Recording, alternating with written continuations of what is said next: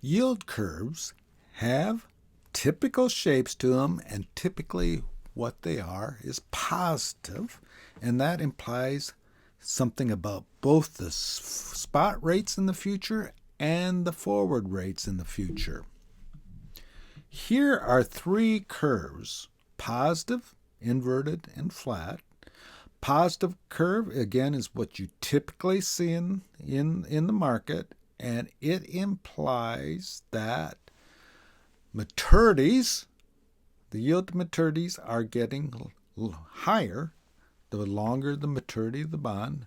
A 10-year note would have a higher maturity than a 1-year note, and a 30-year note would have a higher maturity than a 10-year note. Inverted has exactly the opposite of a positive, and the yield maturities on longer run bonds are going down. Flat, as the name implies, is flat. Yield to maturities are the same no matter the length of the maturity to the bond's maturation. Those are the types of curves, and again, they imply something about the forward rates in the future, interest rates in the future. The positive, which is our usual case, they implies the forward rates are increasing. A 1-year forward rate is lower than a 10-year, which is lower than a 20-year. Inverted implies that the forward rates in the future are decreasing, and flat suggests that they're all the same in the future.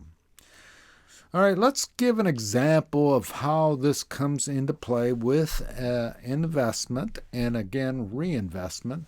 Let's say you have two options. One is, and we want funds 10 years from now. All right, you can make two sorts of investments. Obviously, you have many, but we're just going to think about two. You can buy a 5-year strip bond currently that happens to have a 0.63 yield and then reinvest it in 5 years. So we'll take proceeds from the 5-year strip and then reinvest it. Or you can buy a 10-year strip bond with 1.211 yield. All right, and then you don't have the opportunity to reinvest it. If you do that with a 10-year bond, you know the forward value of $1,128.21. That's for sure.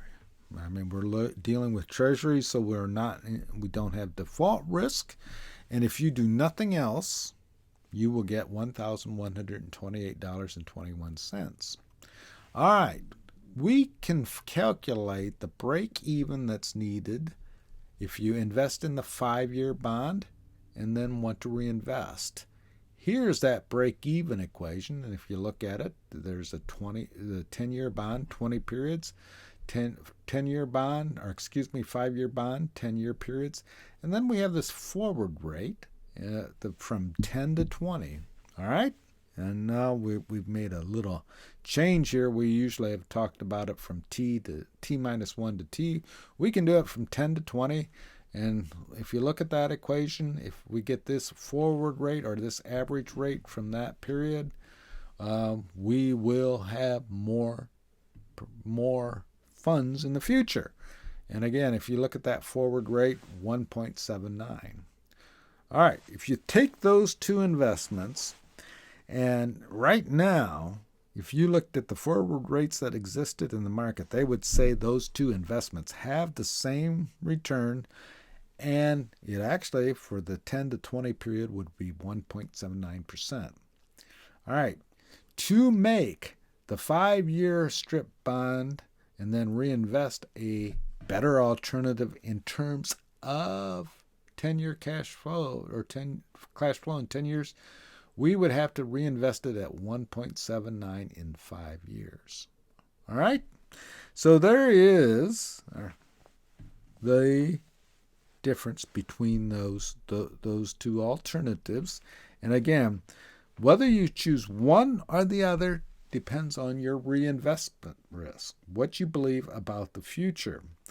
And in general, you think about reason why we have that positive curve is that we have to compensate for the longer holding period for having the possibility of having higher rates in the future.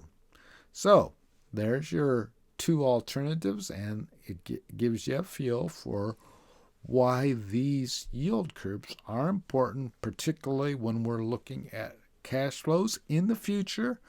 And the longer in the cash flow future we're looking at, the more important it is. And so retirement problems become particularly important.